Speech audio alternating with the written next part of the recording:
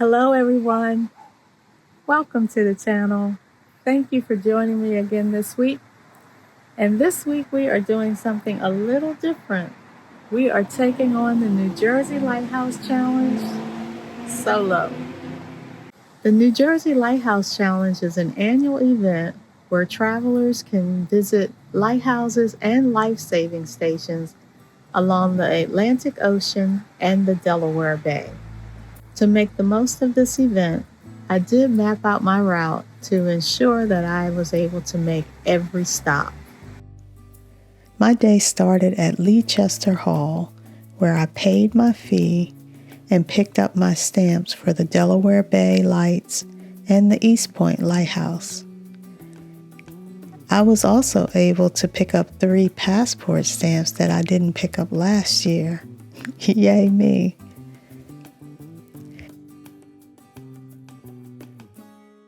From there, I headed out to visit the East Point Lighthouse. The East Point Lighthouse was built in 1849 and stands where the Maurice River meets the Delaware Bay. It's the second oldest lighthouse in New Jersey, and although beautifully restored in 2017, it is definitely fighting erosion. Large sandbags have been installed to help protect the lighthouse from rising waters. An active aid to navigation is 250 millimeter optic flashes 3 seconds on and 3 seconds off from dusk to dawn. The lighthouse is currently closed. I really love visiting this lighthouse, so hopefully the issues will be resolved by next year's challenge. Next stop, the Cape May Lighthouse, which was built in 1859 on New Jersey's southern tip. After climbing 199 steps up the original cast iron stairway, you're rewarded with sweeping views of the Delaware Bay, Atlantic Ocean, and the Cape May Point State Park. It is still an active aid to navigation, with its beacon flashing every 15 seconds and visible for up to 24 nautical miles. Since I arrived the day before, I was able to spend some time exploring downtown Cape May. And of course, I had to stop at Quincy's Original for a lobster roll. I took my food to Sunset Beach, where I captured this beautiful sunset to end the evening. It was the perfect start to my New Jersey visit.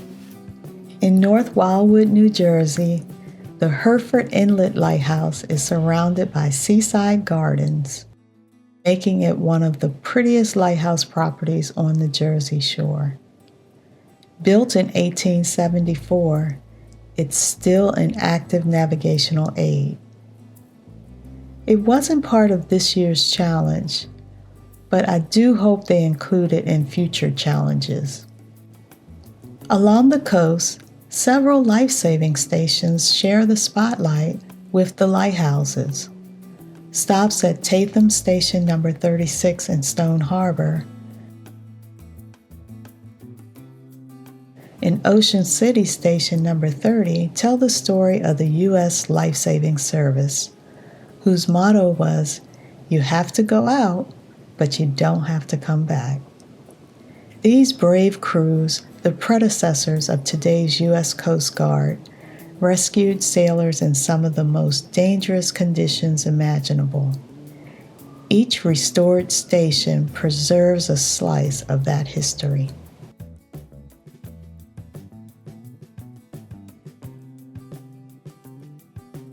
And yes, I made a lunch stop at the Grilled Cheese and Crab Cake Company in Ocean City.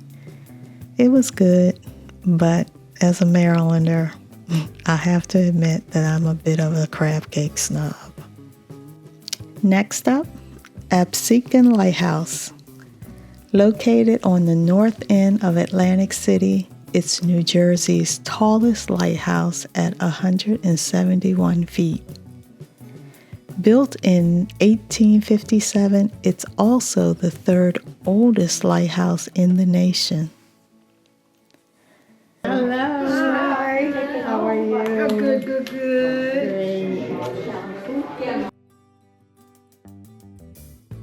Though deactivated in 1933, its original first order Fresnel lens still shines each night.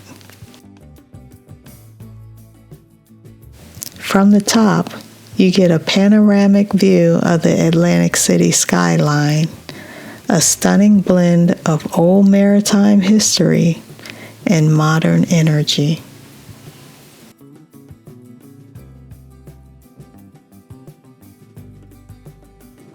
Before my next climb, I stopped at the Barnegat Light Museum to get my challenge stamp for that location. The museum also houses the original first order Fresnel lens from Barnegat Lighthouse, a beautiful piece of maritime history. Then it was time for one of the true highlights of the challenge, the Barnegat Lighthouse, affectionately known as Old Barney to the locals. Built in 1869, this 169-foot tower was reactivated in 2009 and now shines a BRB 25 beacon, which is visible for 22 nautical miles and flashing every 10 seconds. If you can, plan your visit for sunset. The glow over Barnegat Inlet is absolutely unforgettable.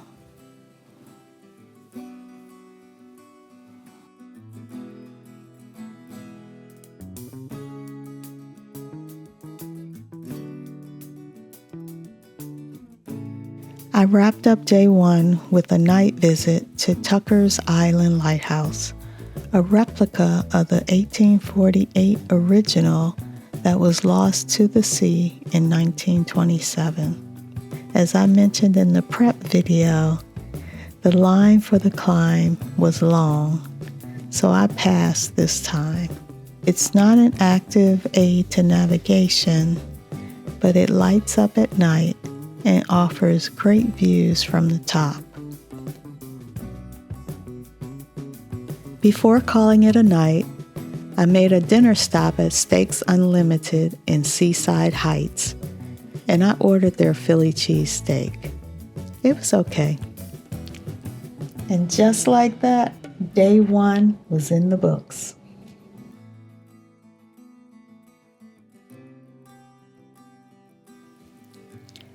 Welcome to day two. So day two began at Squan Beach Lifesaving Station number 9 in Manasquan, New Jersey. This is one of the few remaining Duluth-style stations. The current building dates back to 1902, and it has a 4-story watchtower, which was once used to scan the coastline for ships in distress. Next up was Seagirt Lighthouse, built in 1896 to fill a dark gap between the Twin Lights and Barnegat Lighthouse. It was the last living lighthouse built on the Atlantic coast. It was full of character. Today, it's open for tours and community events, continuing its service to the shore in a new way. Then came one of my absolute favorite stops, Navesink Twin Lights. Perched high above Sandy Hook Bay, these twin beacons have guided mariners since 1862. During the challenge, both towers are open for climbing, which is a rare treat. These towers are not identical. The North Tower is an octagon, while the South Tower is a square.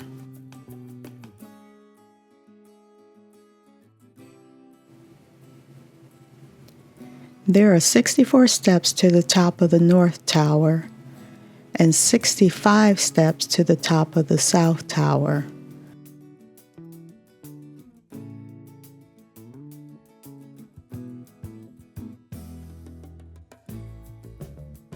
Today, the light is displayed in the North Tower only. It flashes white every 5 seconds and is visible for up to 19 nautical miles. Oh, and did I mention the views? Yeah, it overlooks Sandy Hook Bay, the entrance to the New York Harbor, and the Atlantic Ocean.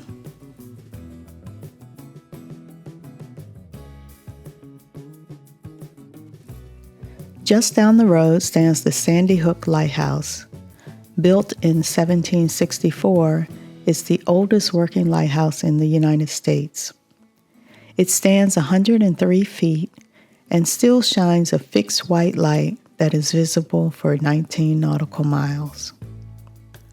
Because of the government shutdown, we couldn't climb the lighthouse this year, but I'm sharing footage from last year's visit. The view from the top overlooks the Atlantic Ocean, Sandy Hook Bay, and even the Manhattan skyline in the distance.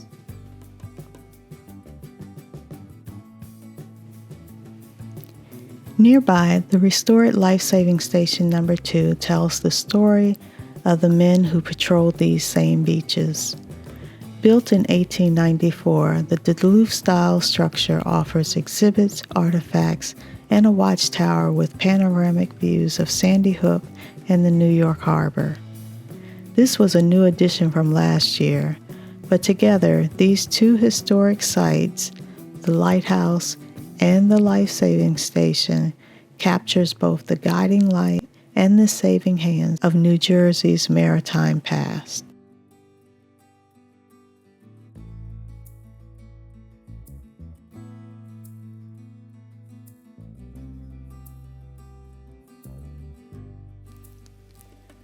Leaving the coast, the final stretch took me inland to the Delaware River lights. First up, Tinicum Rear Range Lighthouse in Paulsboro. It was built in 1880 to help ships stay centered in the Delaware River channel.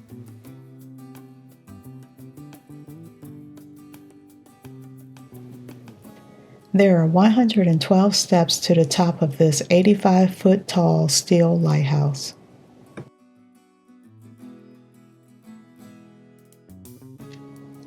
The light was automated in 1933, and it is still an active aid to navigation.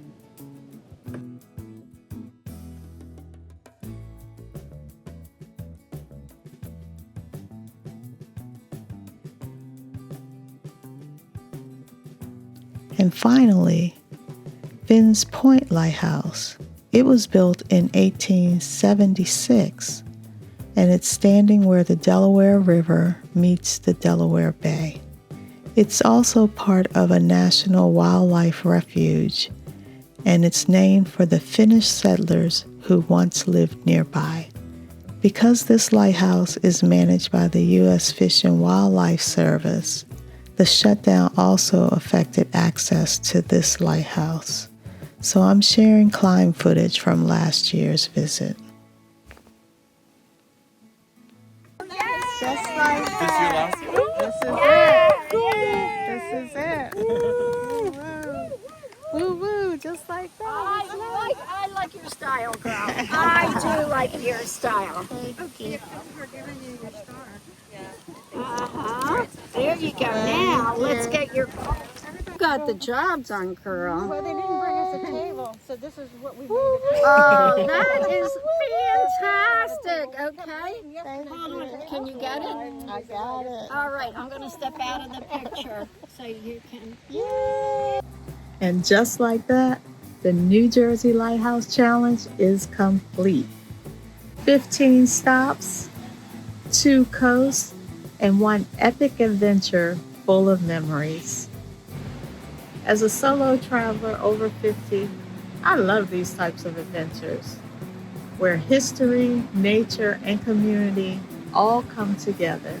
If you've ever thought about taking on the New Jersey Lighthouse Challenge yourself, mark your calendar for the third weekend in October. There you will see some very scenic coastal views on the East Coast. And who knows, you just might discover your new solo travel tradition. As always, thank you for watching, and please subscribe to the channel if you enjoyed this video. And until next time, I'll see you at the light.